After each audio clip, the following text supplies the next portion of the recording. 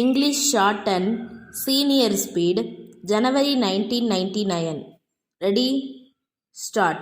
Mr. Speaker Sir, I would like to thank all the members who have taken part in the discussion today.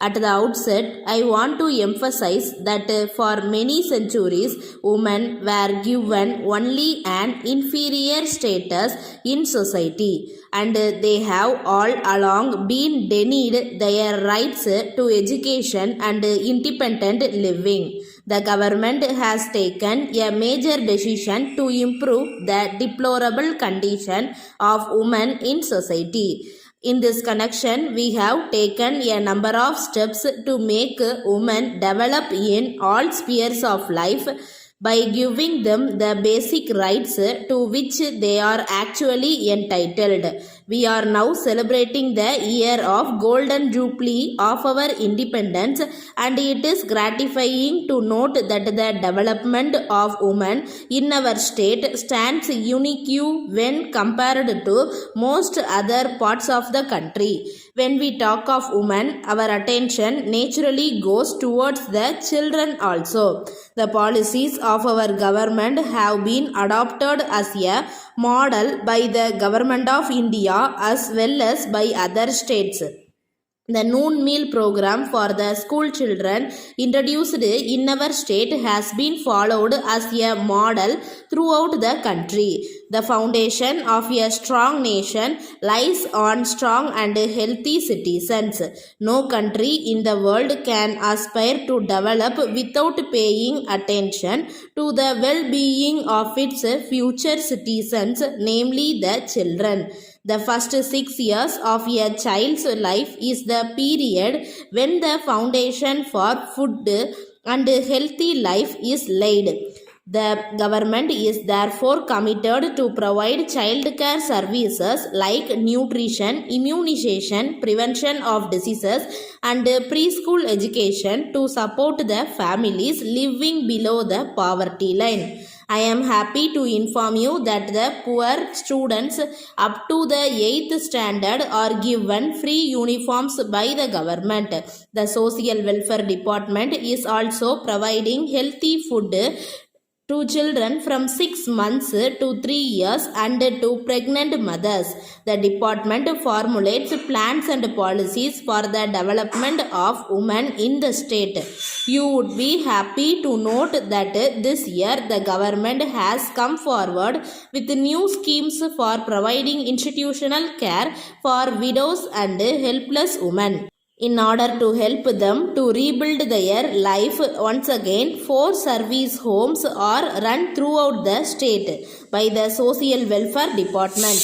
I am sure that honorable members would extend their cooperation to the government in running these homes successfully. You are aware that with the increase in the level of education, more and more women are seeking employment opportunities today. This takes them away from their homes and families. Even though many women are coming forward for various jobs, the facilities for their accommodation are not available easily. Taking into consideration their hardship, the government has decided to open 3 more working women's hostels in urban areas this year. Any scheme could be made successful only if the intended beneficiaries have a awareness about the existence of such schemes.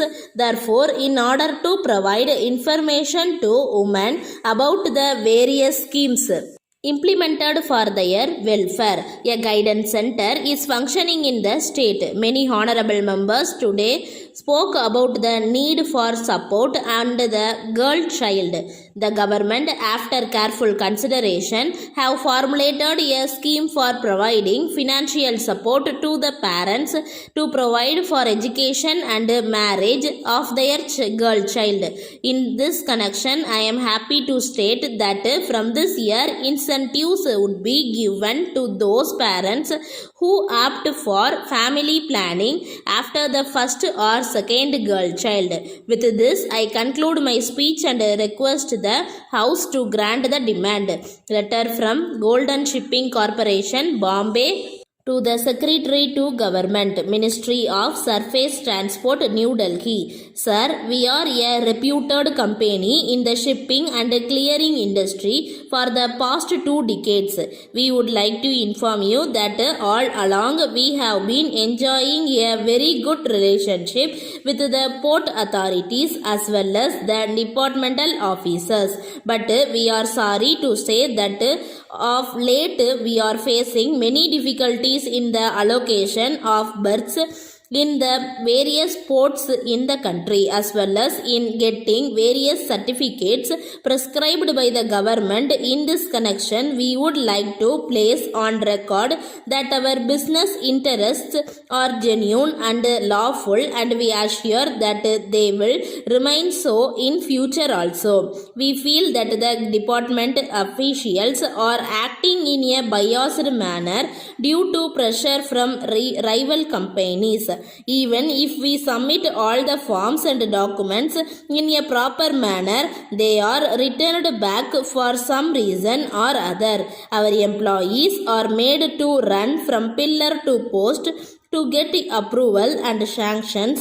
This kind of non-cooperation and delay not only affects our functioning and clearing activities but also affects the good name earned by our company among the customers. We therefore request you to kindly take into consideration our past record and instruct your officials to help us in completing the routine formalities at least in future. Yours faithfully. Stop.